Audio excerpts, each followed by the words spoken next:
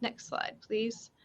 Okay, just to set this up, this shouldn't be a surprise to anybody, but I think we all know maintenance is about more than just fixing things, right? It's about supporting food safety, ensuring peak performance, and most of all, protecting the safety of your people, right? So it's critical to keep everything running smoothly.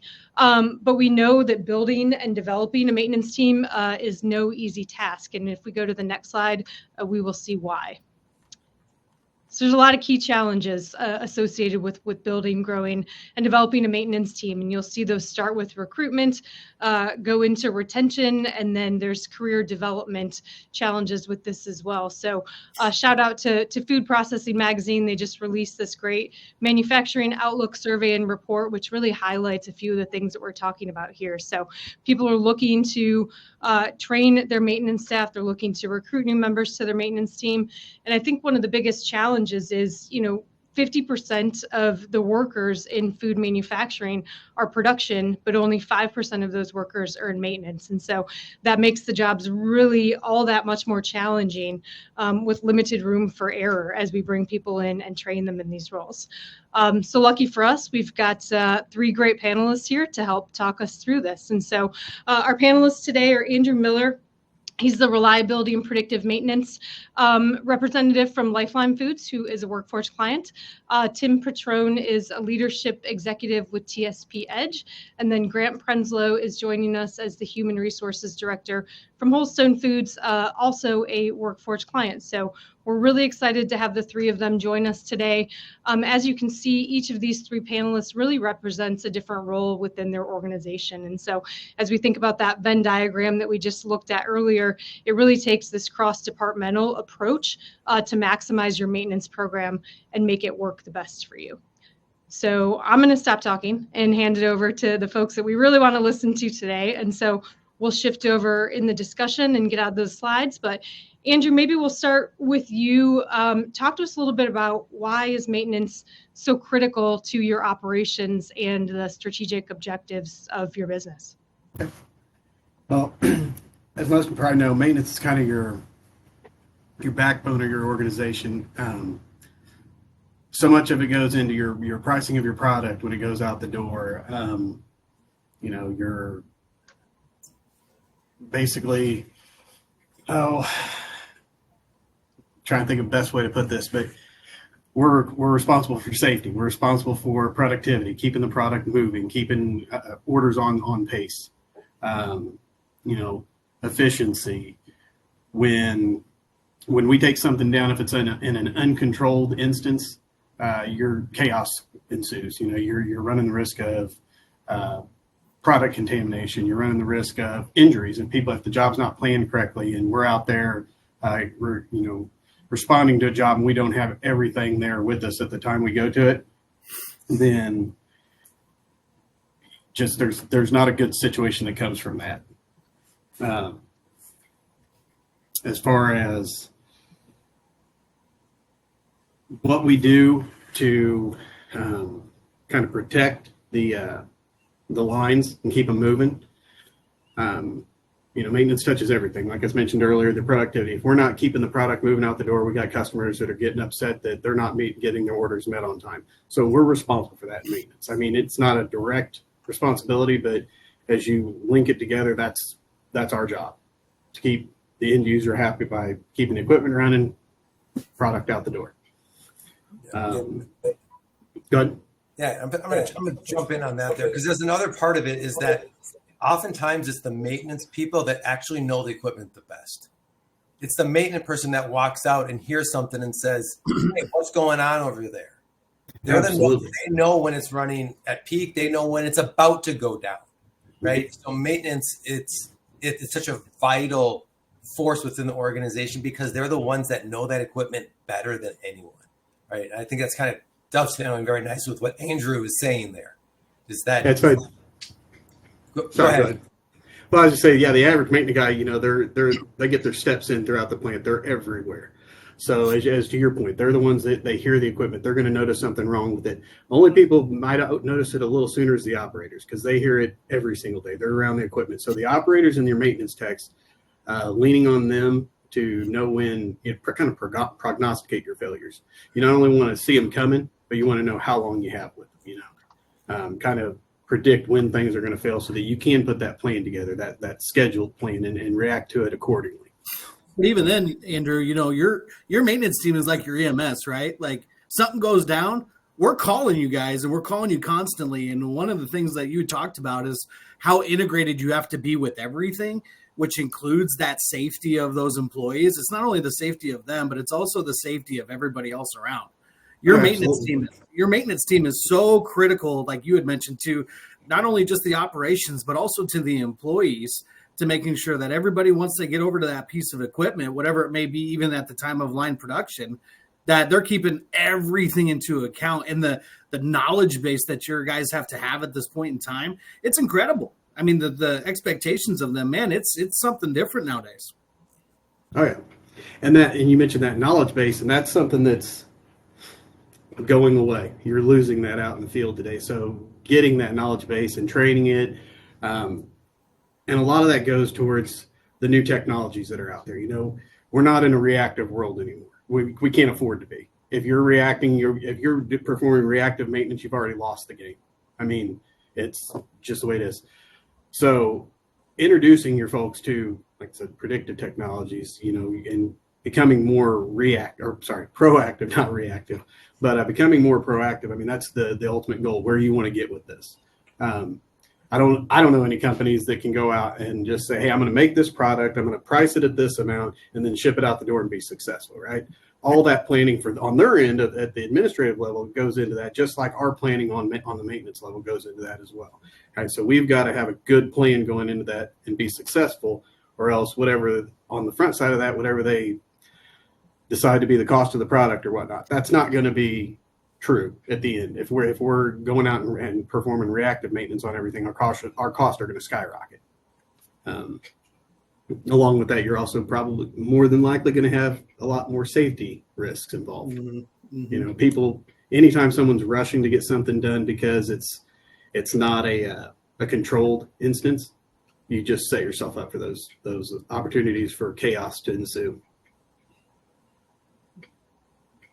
Andrew, you touched on a couple things there. I want to go back to briefly just to see maybe Grant and Andrew how you're handling this. But obviously, we talked about the silver tsunami earlier. We showed that in a slide. We've got a lot of people retiring that are taking all of those years of training with them. To your point, they've got a lot of that knowledge built up, and that training becomes so important. And you talked about being innovative in that space. What are some things that you're seeing are working, and maybe some things that are not working as you're trying to make that knowledge transition? Well, for us here at Lifeline, one of the things we've done is we've partnered with our local high schools and the Hilliard's Technical Center on a lot of their apprenticeship programs. So that's getting us the ability, while we still have some of the technically skilled workers, getting them the fresh crop in here with them, to where they're getting to learn right alongside them, because hands-on learning is the best way to learn. I mean, we can all sit in a classroom, for hours upon hours. Until we put our hands on it, we haven't done it. So that's one of the things we've done that's really been beneficial for us, is getting that newer generation of the workforce in here with the existing workforce, and really letting them, bounce the technologies off each other. There's a lot that the newer group can show the older group, and the older group can show the newer group, and when they work together and they're all willing to listen, oh man, it's beautiful. They can really bring in some new technology and some new lines of thought into things, and it's worked well for us here. Yeah, it's really awesome to see, Andrew, when you got those two different generations that are coming together, and they're working on a piece of equipment together. One of the things that we've done to try and help curb this skills gap, if you will, is we've just had to bite the bullet, and we've invested in maintenance training. Like, we know that it's coming. I used an example today. It's kind of like driving a manual stick versus an automatic.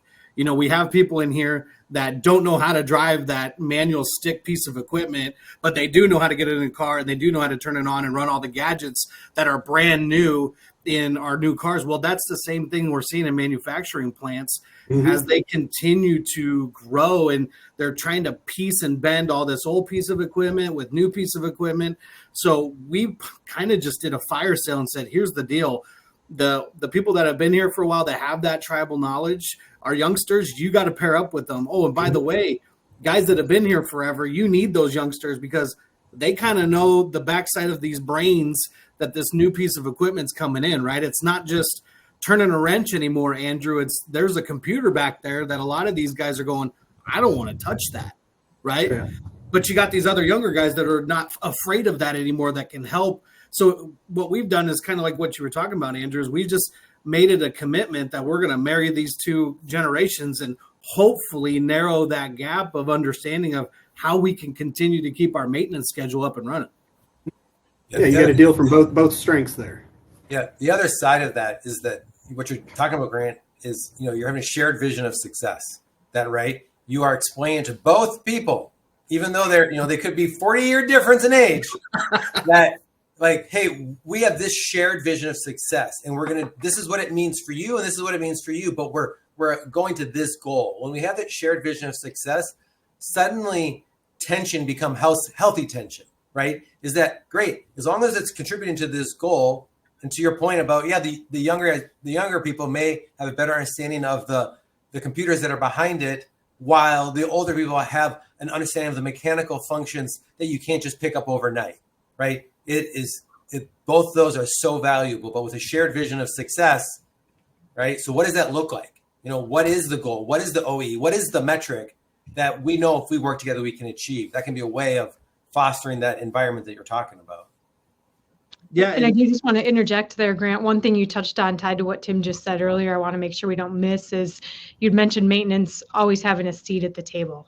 Can you talk a little bit more about that? Because I think that's really important in how they're going to meet their goals.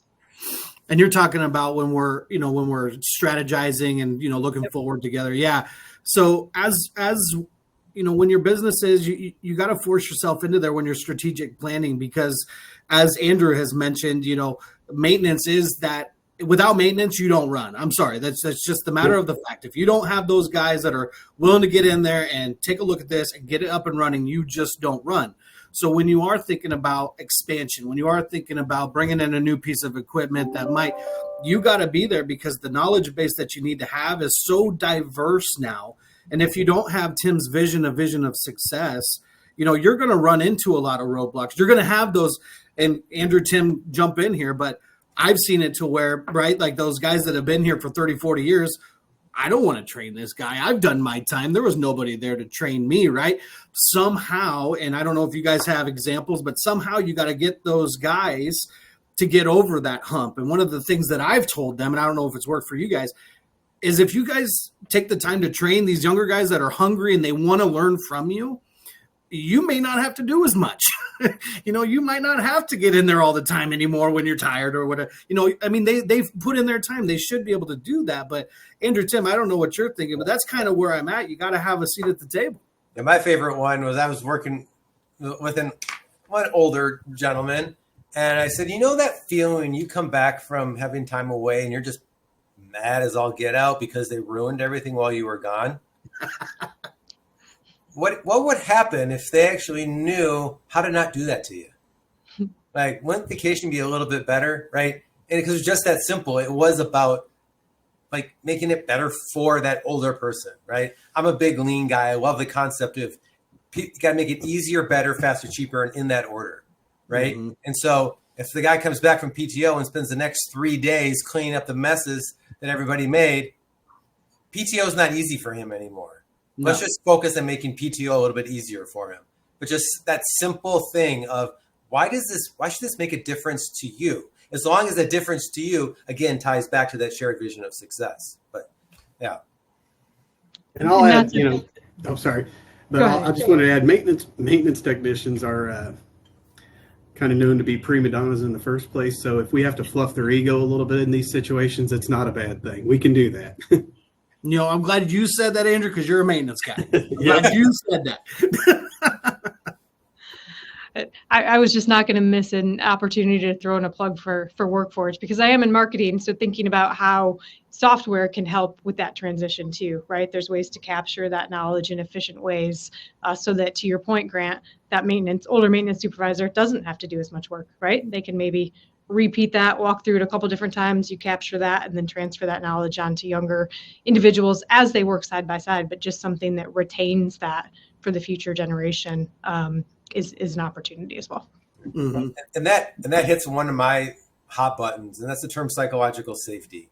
Because the only way that older person is going to be willing to share basically the secrets is if they truly feel valued and secure in their role, right? Why on earth would they go through this walkthrough several times to transfer that knowledge away from him, right?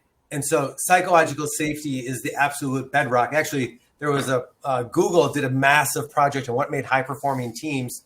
And it kind of put a lot of the research that's been around for 30 years on its head. And that, sure, you can have the best meaning and role clarity and resources, yada, yada. But if you don't have psychological safety, meaning people don't feel safe in their role, right? It doesn't matter. So you have to start there. We have to make sure that, if we're asking somebody, that they know, and not that just they know, that they believe that they're not outsourcing their job, that they're not giving up their job security, right? And that starts with the leadership. Going back to Katie and Grant, what you're talking about is at the strategic level. How are we going to be messaging this? How are we going to be very intentional that we are going to do whatever we need to do in a way that makes sure everybody has psychological safety all the way down throughout the organization? Because without that, they're always going to be holding back. Because why would I do anything otherwise? They're human. Right. I think that's a good transition just into safety in general, right? So we talked a little bit about at the beginning, and the title of this webinar is Going Beyond Food Safety, right? And I think people look at food safety and they look at maintenance as being two very different things, but they are very much interconnected, right? And so, Andrew, talk about how do maintenance and safety go hand in hand in your day-to-day role? They're attached at the hip. So anytime, and this is probably with most companies, but anytime there's a safety or a food safety concern, we're the first ones to get a call. What was done here? When was it done? So that's why documentation is so important in that and everything. With what we do, any kind of tracking, it comes back through the maintenance department always. They're going to want to know, like I said, when it was worked on, what it was down for, what was done to it. So you can go back if there is a concern, what grease was used, because we want to make sure if it's a food contact service, we're using food safe grease, not a regular lubricant. And in a hurried situation, sometimes that could occur. So again, that's why the planned and scheduled maintenance is so much more important, because you got the time to get that under control. From taping off the area you're working in, so somebody doesn't adversely just walk through the room and put themselves at risk and everything. That's from a personnel standpoint and the food safety, or the equipment and the contamination standpoint. There's just everywhere you look, safety is involved with maintenance. I mean, from you go to the job to walk it down, we're looking for our job safety analysis and everything. We're performing those. Then when you go to work on the equipment, what's the first thing you do? You lock it out and tag it out. Safety has got to be the key in everything. Everything, it starts with it and then moves from there. And what's interesting, Andrew, like going back to safety, and it kind of ties into Tim's psychological safety too. A lot of these guys that are coming into this world, right? It's not like they're coming from another food manufacturing plant where they know all that, right? It's unbelievable how many new maintenance guys we hire on that don't even know what lockout tagout is. Like, I'm kind of not necessarily surprised by it, but it's kind of opened my eyes of like, okay, from a safety standpoint, assume nothing. You almost have to come into it of like, these guys don't know anything. You talked about food grease. Who knew that? I mean, who knew outside of this world that there was a grease that you could use that was food safety safe, right? Like, it's incredible to me how integrated, not only for food safety, but also just safety, how far you have to go. And if those guys don't know it, and those maintenance guys that have been around for a while do, I can see where the distrust or the disdain comes in, right? Of like, you should already know this. This is 101. Well, guys, guess what? They don't. And it just, again, goes back to it, Tim, of making sure that these guys have that common vision and being safe psychologically. Yeah. And the other part I want to jump in here is I worked for an organization once that safety, everybody talks about safety, but they were continuing to have safety issues, even though they were doing all the things, the day sense and all the training and all this stuff. And they realized that they were approaching it from the wrong angle. They were approaching it from a safety, and about the metrics. And what they realized was they were lacking the human connection to it. So they took down a lot of the other stuff that was up, and they put big banners up that said, our number one job is to send you home to your friends and family safe. Mm-hmm. That became the drumbeat for everything safety related going forward. And it didn't take very long for all of a sudden things started to improve. What? Because we changed the conversation. It was no longer about safety because our workers' comp or even our clients, even our customers, but it was really about, no, it's what each one of you. You got grandkids that you want to go play baseball with. We want you to go do that. We don't want to be the reason you can't, right? So again, it's that shared vision. But when you make that vision inspirational about something that's really important universally to the team, it makes all the difference. Couldn't agree more. And, Tim, you had said it earlier too. We can say it from our levels, we can say, but if it doesn't come from the top down, if the top down is not saying it directly to the employees, right, it just doesn't have that same effect. So I can imagine, Tim, in your story there, that when they were doing that somebody from the leadership team was leading that charge. 100%. It was at that level that they realized they made the mistake after listening to what was going on to make the decision to completely change the entire initiative. Yeah. Mm-hmm. So a people focus. Yeah. Grant, I think you had mentioned previously, creating an environment to, when you see something, to say something, right? And then tying to that, the tenured people that know what those things to hear for sound like, so that you can get out in front of it. Yeah, that was one of the things that our CEO here, see something, say something. It seems very simple in its title, but sometimes it is difficult for that new employee, or that, when you have your superintendents, your vice presidents walking around, it is sometimes intimidating for somebody to come up and say, hey, you don't have your earplugs in, or hey, your hoodie's hanging out, or hey, you dropped your lockout tagout tag, now you're not going to have it. But what was incredible is, for Tim's point, and I'm sure Andrew's seen it too, is our leadership team said enough's enough. If you see something, you got to say something, and that goes to not only just noticing people, hey, you don't have the corrective footwear on, but also to your point, Katie, like the machine. If somebody can hear that, hey, that's just not sounding right, I want to stop. And having the investment from the leadership team saying, that red button, that e-stop, that is your button. It's not my button. It is your button, that if you feel unsafe at any point in time, hit that button and let's figure out what is going on. I understand for organizations like food, or any manufacturing for that instance, of where speed is everything. Speed is essential. Andrew, how many times do you hear speed, right? It's all about get it out the door. But if that's the memo, you're like Tim said, you're going to have things happen and that safety is going to go down. If those employees feel that supervisor saying that's your button and they can hit it, and then we follow through saying what's wrong, you're okay, it makes all the difference in the world. There's a great story in the lean community of back when Toyota partnered with GM and they were bringing the Toyota production system into the U.S. And Taiichi Ono, I believe it was coming through a facility, and they were reporting to him the performance, and they said, yeah, we had 700 less andon pulls, because in that system there was andon lights all around that anybody anytime could pull the andon, and it would shut down the entire line, not just one cell. The entire line was stopped, and they were celebrating that they've had several hundred less andon pulls. And he was very disappointed. He said, well, then what is wrong? And what? And the fact that they're not pulling the andons is a problem, because that andon pull, every one of them represents an opportunity to be better, right? And I thought it was such a great story that when you build a team that isn't scared to push the e-stop, you're building a team that isn't scared to be better. right? And that's what you want. You want people pushing that edge, figuring out how to be better, not pushing the edge on safety, right? Pushing the edge of how do we improve performance, because that's what we need to do. Going back to, if I want to have job security, we need to be competitive. To Andrew's point at the very beginning of this, if every time we pull an e-stop, we see that as a reason we're going to get better, that's powerful.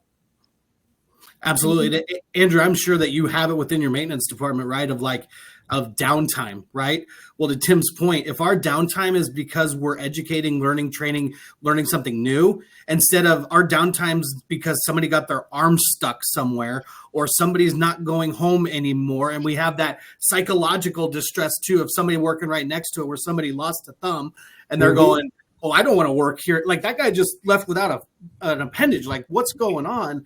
Like the numbers are astronomically different. And it's when you can put it in numbers terms, now sometimes operations folks start to pay attention, right? So you hope you're in a culture where it doesn't take that, but sometimes it does. Sometimes it goes, here's our downtime when we're not training, learning, developing, pushing that e-stop when there's a problem. Here's our downtime when it is, and there's drastically different. You got to segregate and kind of understand your downtime in those situations, because they have different purposes. I wanted to touch real quick on something you had mentioned, Grant, about the see something, say something culture. With that, it's very important that, you mentioned earlier, top down. So if we're out there seeing something and saying something to our guys, they don't have their safety glasses on or their earplugs on, we got to make sure we have ours on too, right? I mean, because they're not. That's the quickest way to turn your guys off. It's to do something, to ask them to do something that you're not willing to do or going to do yourself, and that's the quickest way to kind of just make them deaf to that kind of thing. Absolutely. Go ahead, Katie. I was just going to say, Tim, I think you have an outcome story of when that happens, right? Like what happens when you give somebody that psychological safety to feel free to speak up? Yeah, back when I started my career as a CPA, doing really business transformation type stuff, and then I realized my mama was right. It took me 8 years to figure out I was not put on earth to be CPA, but I was much more aligned to get more into the business operations side. So I became COO of a manufacturing business. And in my background, it was about delivering results. And frankly, we did. We built a new plant, put a new ERP system. Everything was great. At least I thought so. Our grand opening, we had people, our competitors had some people coming through, and they were talking about M&A conversations. We had just opened the facility. It was just a powerful experience. And I was sitting there thinking, oh my gosh, look at what I built. Fast forward a couple of weeks, and we leave a morning huddle, and somebody says, hey, can I walk with you? And I say, sure, what's up? And they said, no, let's go to your office. And my office was a fair walk away. So I was like, this is kind of weird. But we get to my office, and he stops and he says, I just want to tell you, you're burning everybody out.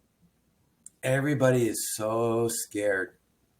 And I'm like, what? Tell me more. I had at least the wisdom to say that.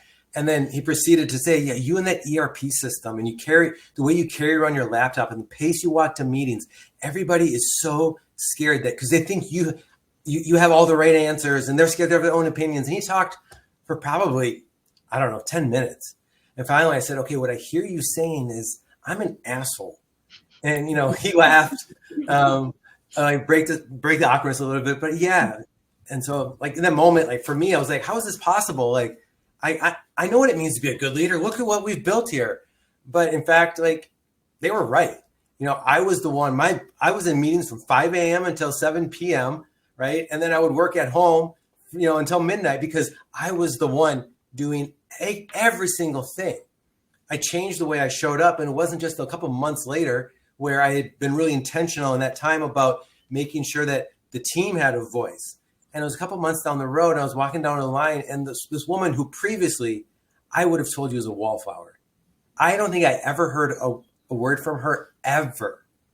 She stops me, I didn't even greet her. She stopped me to tell me that she wanted to show me something that they tried. I said, okay. She goes, it didn't work, but I want to show you what we learned. In that moment, I realized, oh, I was the problem, right? I was the one that was getting in the way of the psychological safety. This person wanted, she's supposed to show me something that they failed at, but that they learned. What a difference. And that was literally about 2 or 3 months between the realization and the effect. But that was on me.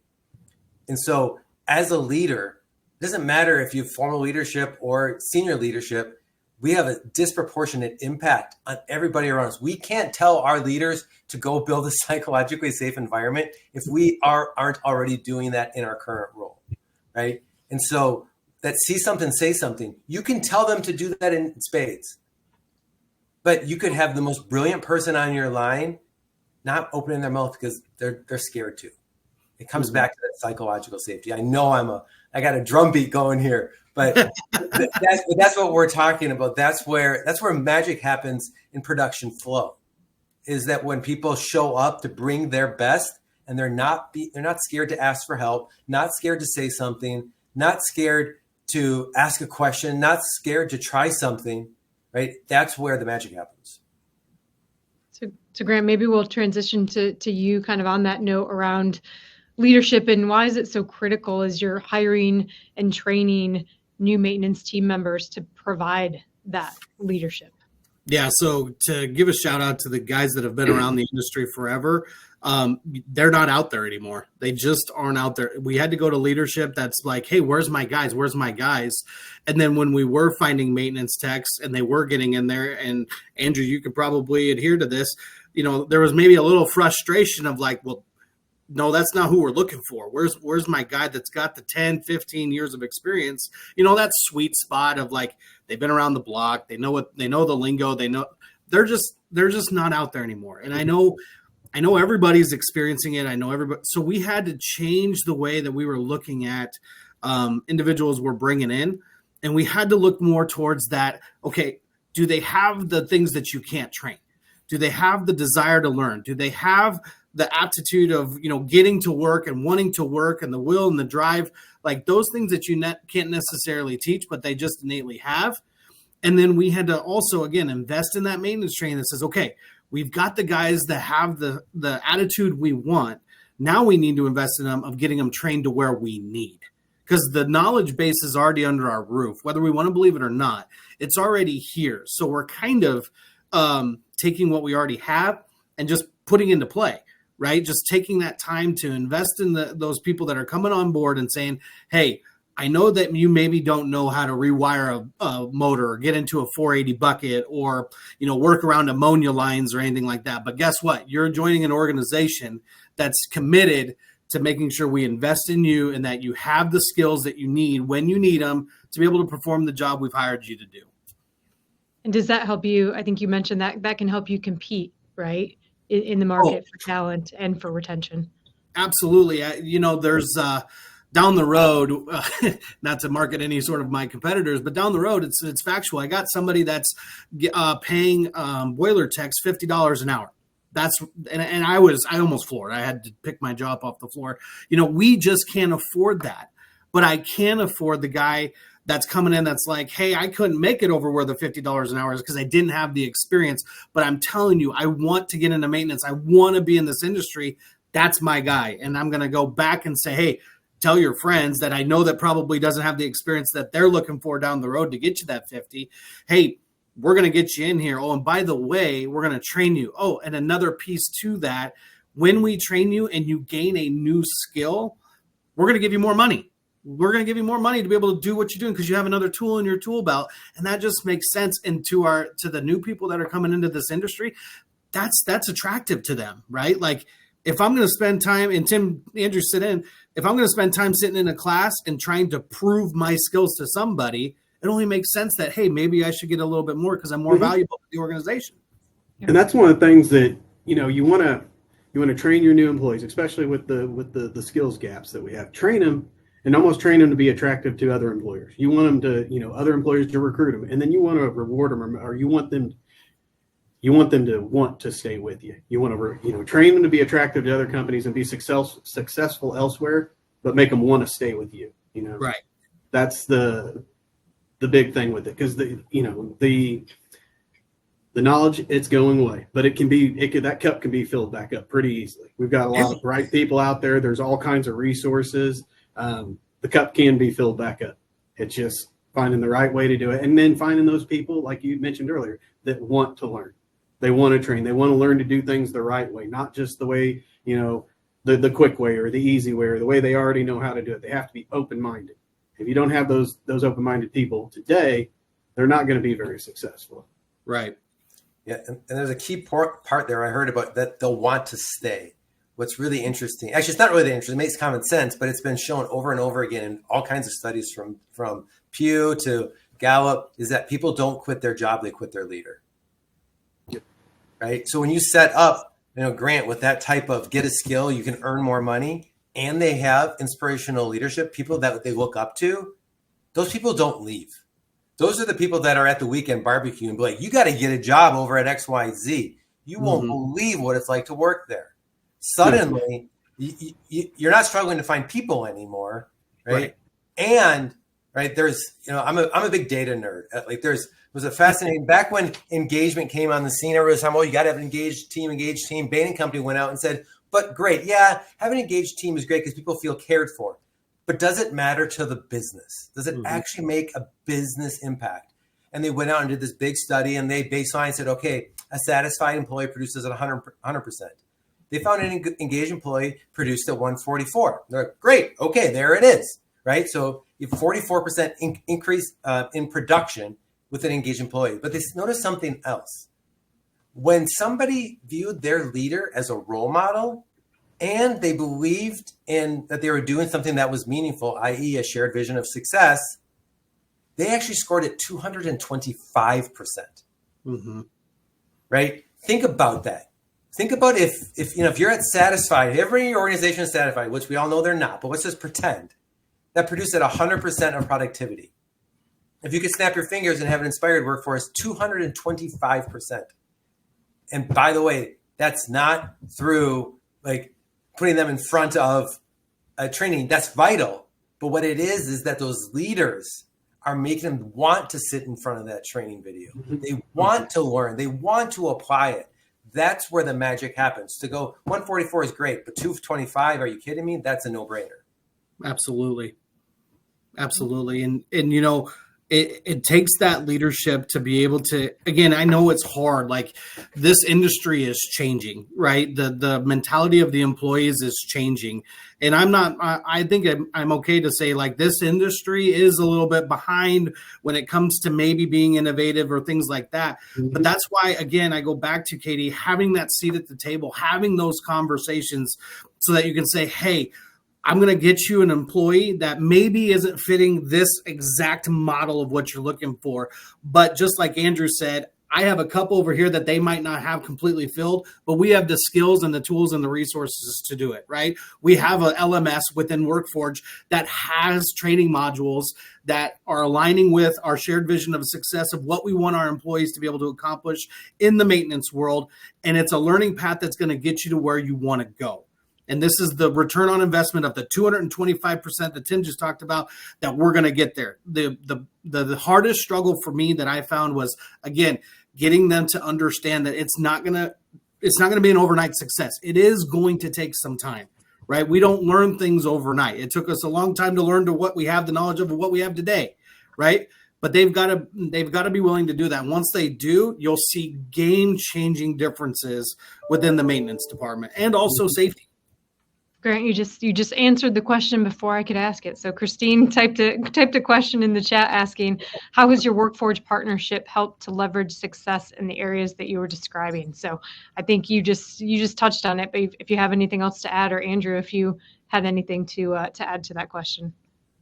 Yeah, I'll just be brief.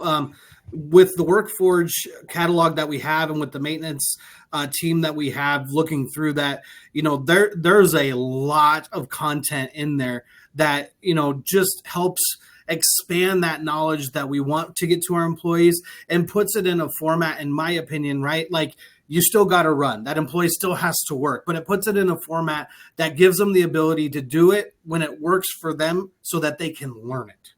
Mm-hmm. Now, on Lifeline side, we haven't jumped too much into the training modules for maintenance, but what it's done for some of our production areas has been phenomenal, and that's one of why we're so excited to get it in maintenance is that the success that they've had on the production side of it with the training, the operator training, and everything that they've done. It's been just amazing for them. Mm-hmm.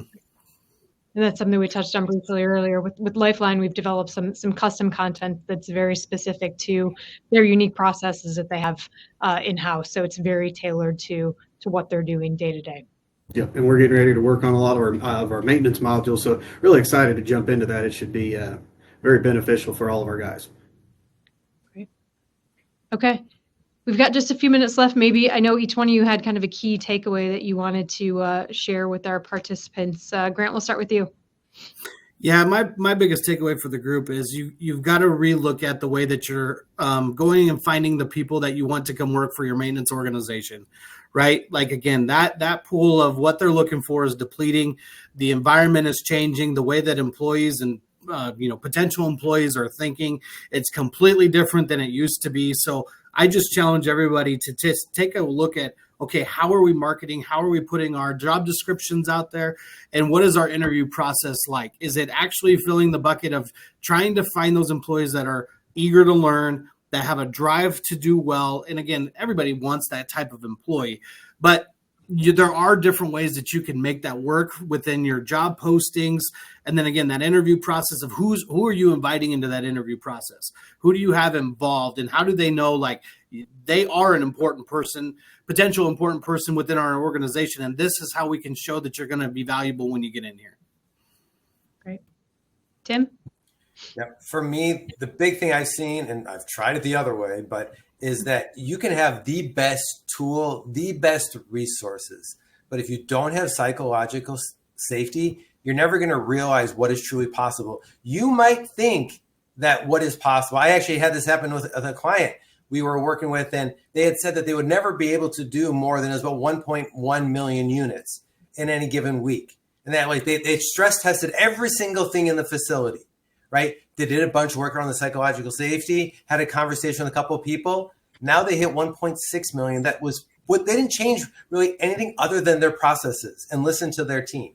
But their team had the psychological safety to speak up. So you don't even understand what is truly possible without psychological safety. And that starts with your leaders doing that, creating a psychologically safe environment for their teams to operate. Great. And Andrew? Well, for me, I'd say just creating an environment that's proactive. Like I said earlier, reactive maintenance is an oxymoron. If you're performing reactive maintenance, you've already lost the battle. Teaching the technologies, the predictive technologies, utilizing your resources, local resources for apprenticeship programs through the local high schools and colleges. And then also the technology, utilizing that predictive technology. If you got condition monitoring that you can deploy that in places, and that helps out with your staffing shortages because you got somebody remotely monitoring that stuff. Great. Thank you guys so much for the discussion today. We do